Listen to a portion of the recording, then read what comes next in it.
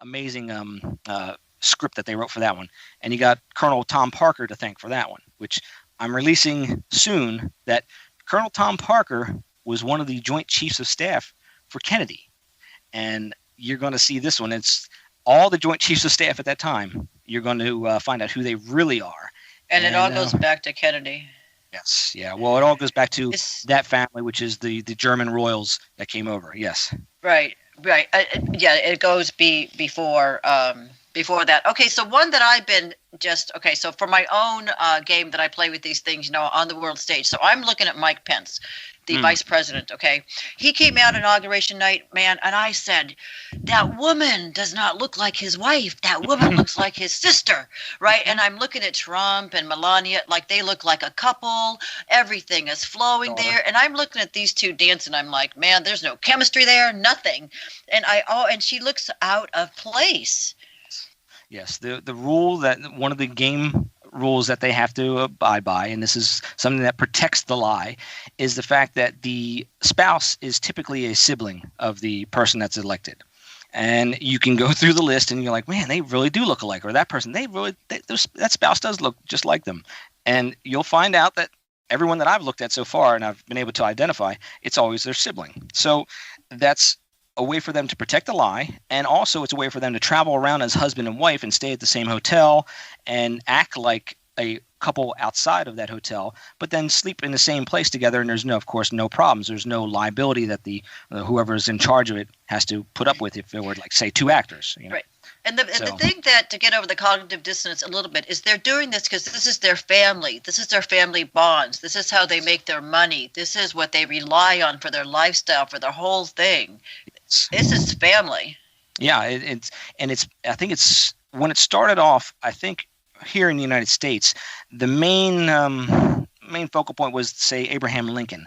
And we started to see that type of media conglomerate involved in government as they're in bed together at that point. That was one of the pivotal points that I found. I mean, I'm sure it goes way back. But Abraham Lincoln owned a newspaper, and he had to sell it before he became president. John Wilkes Booth was an actor. His whole family were actors. And then when you look at John Wilkes Booth and Abraham Lincoln's son, you'll see that it's the same person. So again, you keep it in the family, you keep the lie together, and that's how they use it to promote and push their agenda, and also for content for their media. It's amazing. It's so funny. Right now, I'm in Kentucky at the Revolution Radio headquarters here, having a little summer camp, and we just went the other day to the temple where Abraham Lincoln's parents were married. Here in Kentucky at the it was the old Fort Herod State Park. So it's just. There's an amazing thing about the Lincoln stuff that I've exposed. At the time of the Civil War, Abraham Lincoln, of course, was in charge of General Grant in the North. The Southern president at that time was Jefferson Davis. If you look at Jefferson Davis and you look at Abraham Lincoln, they look very, very similar together. And they're also both 6'5", which is very strange for that time, very tall person, but they look exactly alike. So I went, wait a second. So I did the ear analysis, and the ear was slightly different. But you could see the same genetic features on the ears. They shared them both. I found out that that's his brother. Okay, so you have brothers as the presidents of the North and the South. You also have Grant, and you also have Lee as the generals. Okay, now when you look at Grant, I've traced him as being the father of Teddy Roosevelt. Now, Teddy married a Lee. All right, there's all these different. You see the names being just intermixed, and it's amazing the spider web that it creates, and you can follow the whole tree straight down to today. Of course, our presidents, the Bush family, and the Kennedys, and it's all the same family members. That they're basically the same bloodline has been in power since I can trace back to Abraham Lincoln. So. Right, and they did it, though, through all the means, through the television, all those faces we watched through the 50s, 60s, and 70s. They did it through all the music we all loved. We all were, I'm telling you, I still play 60s, 70s, and 80s music, and it takes me back to time, reminds me of all these memories. And they set the stage, Disneyland, and everybody going to Disneyland. And then but now it's all falling apart right now. Yes, I think, I'm sorry, go ahead. And I'm wondering why and at what point in our history will the cognitive dissonance go so that they can be held accountable for the lies? I mean, it's been a whole lie. Well, I think the holding them accountable is going to be something that's going to happen in the public arena, because the laws that are in place protect them. And like I said, it's their right to basically lie to you, and they can do that. And it's our right to not believe them. But there's going to come a point where people are going to get fed up, and they're going to have, a knock at their door, and there's going to be people out there with pitchforks and, torches wanting to take them out to the city square and whatnot, but the town square. But when you look at the other question was they've been using the media. The thing that they've been relying on, and remember back in of course the early days of this country, there was no ID. You didn't have a driver's license until I believe like 1902 or a little bit around that area. So there was no real form of identification, and you didn't have the internet. You didn't have the ability to research it. So if you were, say, campaigning for Abraham Lincoln, and you would maybe see his face maybe once if they came through your town on a train and he did his speech on the back of the caboose and then they took off. Or you would see maybe one or two photographs on, a poster on the post office wall. That would be the extent that you would know of that candidate. So it was very easy for them to con the people at that time. Just growing a beard and 10 years later, that person, shaving their head bald, they look like a completely different person, and nobody would think of it. Because, of course, the problem that we have as human beings is we're trustworthy. We trust other people too easily. And these people have found that as the Achilles heel of humanity, and they've exploited it. So now advance to today, where you have technology has now caught up with them. The science with the biometrics, the internet connecting the peasants together now with the click of a mouse, where now we can communicate. I think it caught them a little bit by surprise at the fact that, wait a second, the technology is here, and now we're putting things together. We're putting those puzzle pieces together. They're starting to get afraid. They're starting to get scared. And they're going to be laying it on us even more so when it comes to the media, to the point where you're basically going to have to turn the TV off. Now, what have they done at that point? They're going to go to the internet, in which they've been doing now. They've been really ramping up the online distribution of the media. So the TV is going to go away in the future. There will be no more TV. There will be no broadcast. You'll get everything streaming in from your internet connection, your smart TV, your Chromebook, whatnot. And that will be your new center of focus of the entertainment and for your information. Now, the reason why is because if you look at the FCC and the laws, they have hoax laws. Now, those laws pertain to free broadcast airwaves, not to cable, because that's a subscription. They can put whatever they want on cable because you pay for it. That's a subscription-based. They can do anything they want. But that's why it's switching over? Yes. Free air broadcast, they have those rules where they can't show certain things, a hoax. And what you can do is you have power, as the FCC has given the people the power. You can write to the FCC and write to the station that shows you that event that you know is fake. You send a registered letter to them saying that this information that you presented is not correct, is fake. Here's my name, address, and whatnot, my contact information. Register that letter so then you get a receipt that they got it. Now, if you look at the way the hoax rule is written, they must abide by that, and they must not say anything that has to do with that event again. And I've told people that you can use this to your benefit, and you can stop them from showing you these stories that you know are obviously fake. So at that point, you have that little bit of an advantage to the situation. So that's why they're now pushing it all to subscription-based and internet-based, because then they can do whatever they want, and you have really no say over it. So there is that legal loophole, and they're addressing that way. The other one that people always try to use is the gun grab. This is the reason why they're doing this, for the gun grab. And I argue that it's not for a gun grab because, first of all, they own some of those companies that make those guns, those manufacturers, Colt, Smith & Wesson. These are very, very old companies that they have invested in. So until you see those company owners stepping up and saying, hey, wait a second, this gun grab thing is not going to happen, because that, of course, is their business, and they're going to have to protect their customers.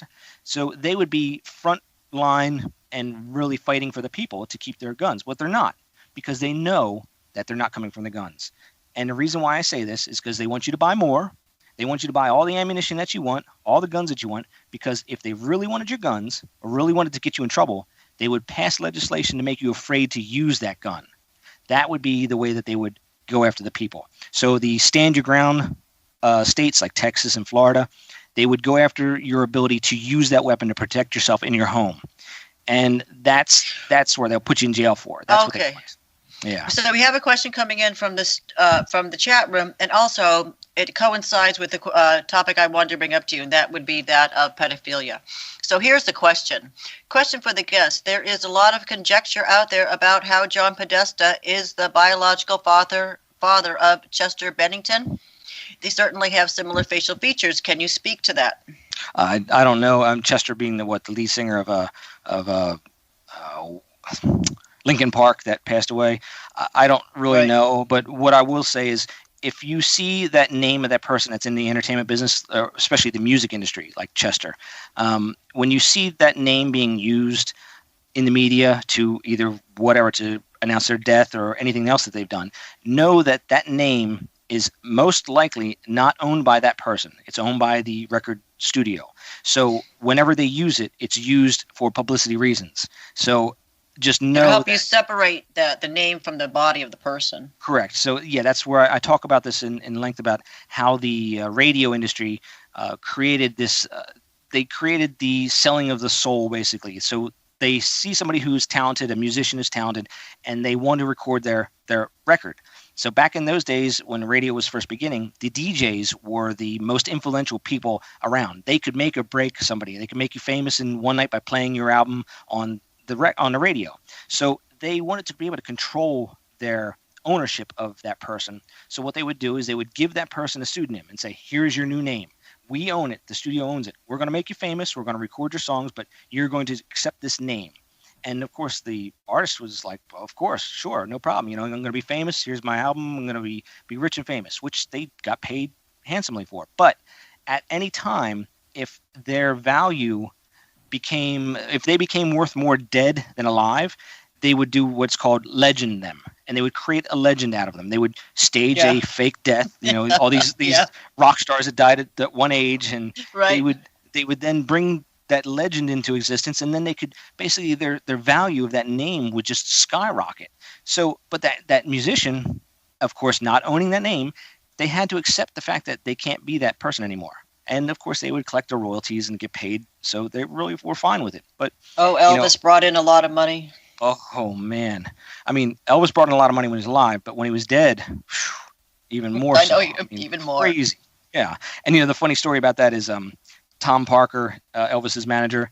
They say that Renee met with Tom to introduce him to Celine as somebody that Tom should represent. That's a story that's been established. It's been out there, and so that's the funny little connection between the whole thing. But the selling of the soul has been that they've of course taken that out of context and tried to make it some type of literal thing. But it's basically that artist signing over that name, their rights to that person, their likeness, and at that point the studio then owns that character, and they can do what they want with it. So getting back to the pedophilia thing, I did want to ask you about that. It is the number one business in the world. It is the number one way that at the end of the day that these people think it's a privilege. Now, how in this game of the world stage with all the actors and we know the children, the rituals, etc., are part of their life. What information do you have about that with these characters as you have been exposing? Well, I do know that in some of my background, I'm considered a FBI court expert when it comes to file sharing, and I was called upon by the FBI to be involved in a case when it came to crimes against a child, and this person was caught with of course child pornography, and then they wanted to go after him for distribution. So they called me in and they wanted me to examine his machine and to see if he was the person that they could say definitely was the one that was sharing this pornography. Long story short, he was found guilty and basically got another 10 years on top of it. So during that trial, I was, of course, exposed to the images and, of course, the description of some of the things. And, of course, I saw the things on the machine. So I do know, and I can validate and say that, yes, there definitely is. That is happening out there, and there are people that are getting caught and prosecuted for it. The reality behind things like this, when you see on the news them talking about a public official, and you see people accusing them online of being a pedophile. There is a very simple, it's a line that you cross when you accuse somebody of being a criminal without that person being involved in a trial and being found guilty of being that criminal. That's libel. You can be sued for that. So when you see these media outlets saying a name and referring to this person as a criminal, as a pedophile, and they haven't been tried, they haven't been found guilty of it, be very, very suspicious of what you're hearing, because that media outlet, and like I said before, they have tons of lawyers that go over every single word that's going to be said and every single story that's going to be said. If there was any gray area where they could get sued or held for libel, they would not air that story. So know deep down inside that those individuals are working for the same team. They're actors that are involved with the same network, and they are allowing this to happen in order to stoke the fire, in order to get people to react. But in reality, if this were to happen in our world, if I were to accuse somebody of being a pedophile and I didn't have anything to back it up with, well, then they could sue me and I could definitely be held liable for it. So without those cases being filed, I seriously question if they're real or not. But like I said, this does happen in reality, but you'll never hear about those real events because people have privacy laws that protect them. So, and until they're proven guilty, they can't say anything about it. Okay, well then let's go to the court system and the foster care system, the adoption thing that does go through the courts, the guardian ad litems, conservators, and all this, and how that they're trafficking children behind the scenes. Now, these are politicians in those judgeships, etc. Now, do you know about any of those? I do know some things about when it comes to CPS. I had, unfortunately, a friend who had their child taken from them, and I asked her some questions because I had heard, of course, of this happening. It happens all over the place, but I never really saw the documentation behind it. And I asked her, I said, what did they show you? What did they come to you and knocked on your door with to make you think that you had to be able to take your kid? And she showed me the paperwork that they handed her. And of course, she didn't know the law. She, of course, was believing what she's being told by the judges and by the court system. But when I looked at that document that CPS official gave her, and I read it, my jaw dropped. And it basically said that this person may be a threat to her child in the future or could be, and they used all these different, like, she might be doing this or possibly is caused. That's called precatory language. Yes, and I looked at this and went, wait a second. You mean to tell me that they knocked on your door and took your kid and gave you this as the reason? I said, okay, if you did do something, if you were found guilty as being a drug user and putting your child in harm's way, okay, that's a problem that possibly you could, you have to deal with. But she had done nothing wrong. This was somebody who had accused her, an anonymous person had accused her of doing these things, and they can't. I see. So what you're saying is that a lot of times that people the ordinary man or woman just doesn't know their basic rights when it comes to the government coming. Yes, Correct. That happened to me too. So I told her my rights. I told her, I said, at that point, I didn't know too much about the CPS. And I said, who gives this organization this authority to do this? And she said, well, it's not even a government agency. It's a public agency. And I said, okay, so you're telling me that this public agency, by the court, by the judge saying that they have the rights over your kid, they can come take your kid.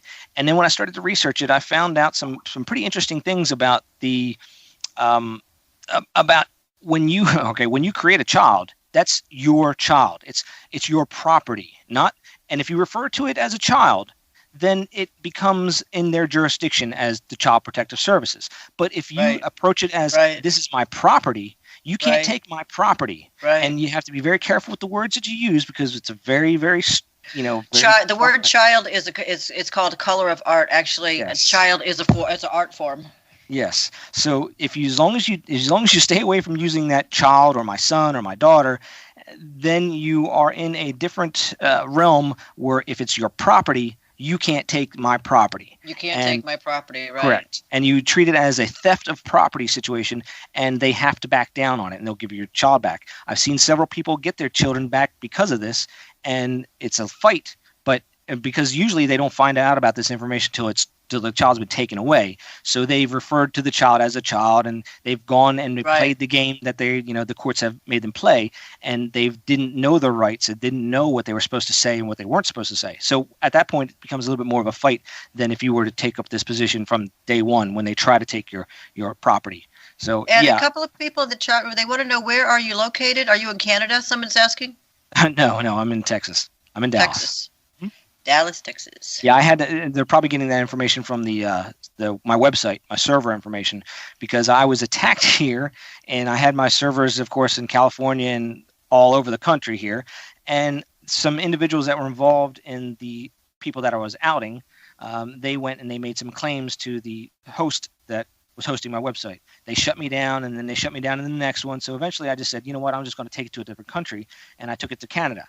And they tried to do the same thing there, but this time they made it personal. They attacked the management of the host, and they put pictures of him and his family up online, and were basically making some accusations against him that they could get sued for. So at that point, he called me and said, you know what? Normally I would just shut the account down and say, this is too much of a problem. But she made it personal now. So he said, I'm on your side and I will protect you. So I was like, great, that's awesome, because it's very difficult to find free speech. Platforms. Very. Oh, well, you've come to a good place here, Revolution Radio. I'm finding out. That's appreciating, definitely. Oh yeah. If anybody says anything with everyone, Hawk will get them. Yeah, definitely. I appreciate that, and that's one thing that I've been doing this for the past 6 years, and I've been shut down on YouTube at least 4 or 5 times. I've been shut down on all the other video hosting companies, and like I said, my hosting company, I've been shut down on that at least 3 times. So how do you think your information is going to cross the cognitive dissonance barrier to just get into people's, like, a little more percentage? Like, how can we get your message to, like, infiltrate? It's so powerful when you see Desilu Productions, when you see all of the things. I mean, your work is so worthy just to be out there for everybody just to witness. I just don't comprehend why more people don't know about it. Thank you. Well, the way I look at that, and this is how I've basically I can address that, is I think everybody is on a personal journey, their own personal journey. No matter what you are shown, if you're shown a smoking gun, if you're not, are we still on? I think. Yes, I okay. think we are. Let's see. Yeah, we have 909 on the line as well. Okay. All right. I'm just was just going to ask if you could give out your website. That's all. Sure, wellaware1.com, and that's the number 1. Wellaware1. And you also on YouTube. On YouTube, it's Dallas Goldbug. So when we're on. Okay, thank you. You're welcome. When we're on this personal journey, we all have a certain understanding, a certain level of ability to interpret what we're shown. If you're not of a certain level, you basically could be shown 1,000 smoking guns. And what it will do is it will make that person immediately build a wall, and will look at that person showing them those smoking guns as a threat to their reality. And at that point, that person will back down and build that wall, and you have to just let them go, because there's no way to convince them.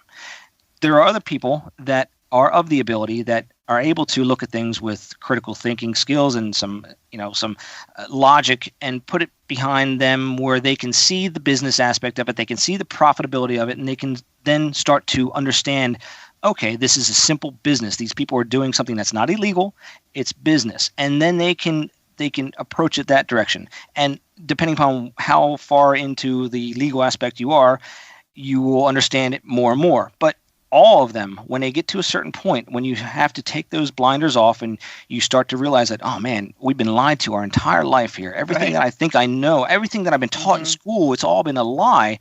When you start to get to that, you're going to start to have a physical feeling, a physical pain. And this is where when I was on Joyce Riley's show, I didn't tell anybody about that, because I didn't know what I was experiencing at that time. It was heartbreaking. I was so depressed. It was hurting. So I go on her show, and I'm not telling anybody about this stuff, and I'm just going through the story. And somebody called in and said, "Hey Ed, what you're telling me is, I just wanted to let you know that it makes me feel like somebody kicked me in the gut, and I feel like this pain." And at that point, I went, "Oh, wait a second. okay, so other people are out there are experiencing the same rebirth, the same. It has been a pain. physical one for me too. It's so physical that it's like, I'm not even exaggerating this. It's really, it takes you for an emotional roller coaster ride that is just Mine like, was for 2 weeks. I kept shaking my head and shaking my shoulders, saying, "No, my reality's okay. It's okay." I'm like, "No, no, no. Your government is trying to kill you." Okay, then I go along. 3 hours later, it would be like, "Wait a minute, your world is upside down." I'd be, "No, no, no," and I would have to. I would actually have to shake it. Mm-hmm. Yeah. About 2 weeks, lasted for 2 weeks. And then you start turning on TV, and eventually the actors, you start to see them, and you start to see how fake these events are. You start to see the set, like when the State Department does a press conference. When you look at that set, if you can't tell me that is not set up by the Saturday Night Live people, by the director of photography, that it looks just like exactly like a Saturday Night Live set, and it is. It is a total scripted out event for him. And once you hit that point where you can see it, and then you go to my work and you say, okay, Ed might be, he might be crazy. I'm like, fine, that's your opinion, fine, but look at the facts. And you start to look at the biometrics. It doesn't take a scientist to understand that. Here's the gridded out ear. Here's another gridded out ear. Oh, there's their spouse. There's their sibling. And they all match to that event. You start to go, wow, wait a second, whoa. Right. And then so for the caller that's just calling in, that was Dallas Goldbug, YouTube channel, Dallas Goldbug. Yeah.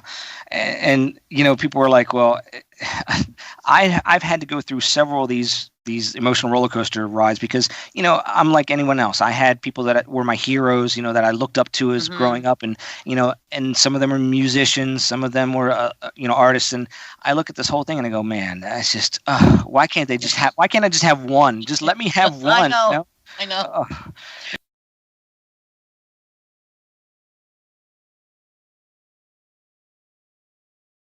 Like the seventh one, when I found out the Laurel Canyon, all these songs I loved, when I found they were all faked out, I was like, another knife. Yep. Yeah. And you see, the Helter Skelter thing, and right. Yeah.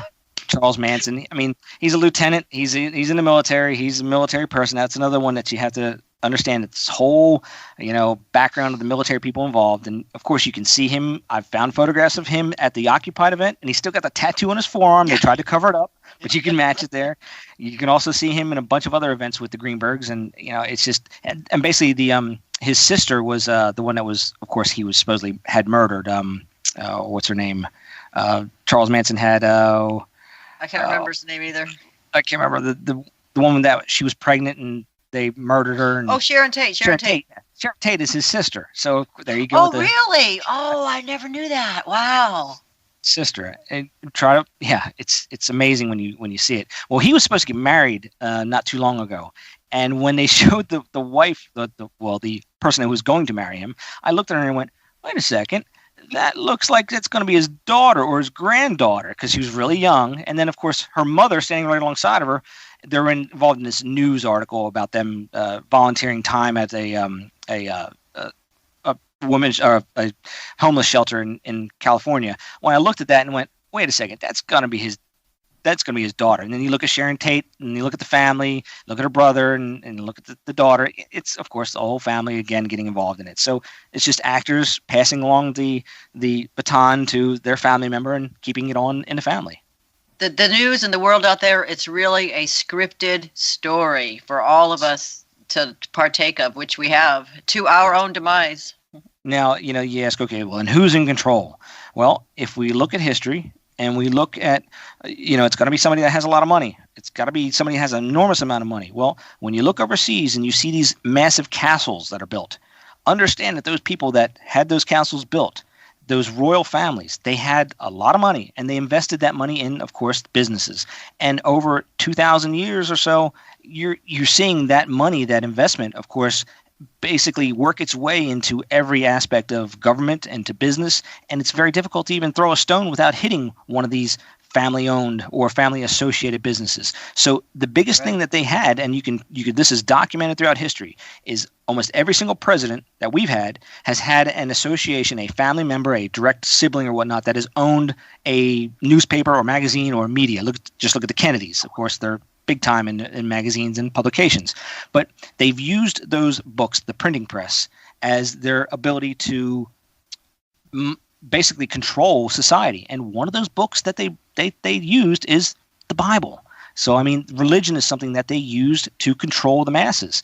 They use whatever they they need to control us and make us believe certain things that keep us in check. And once you realize who's creating this, who's behind these things, and then when you see royal family members taking part in these events, and you can ID them, then you know that, wait a second, okay, if you're going to invest your money into a foreign company overseas, who do you want to have manage it? Well, you want one of your family members to manage it. So, wait, I have 10 more questions. We're almost out of time. What's out of time? Oh, we are. Oh, well, I guess we'll have to continue this chat next week. Oh, my word. That really did just make me just think of so many more questions that you were just going down. It's just phenomenal. But if you people really want to find out, go to the YouTube channel. There's a lot of stuff in there that will just go back to some of the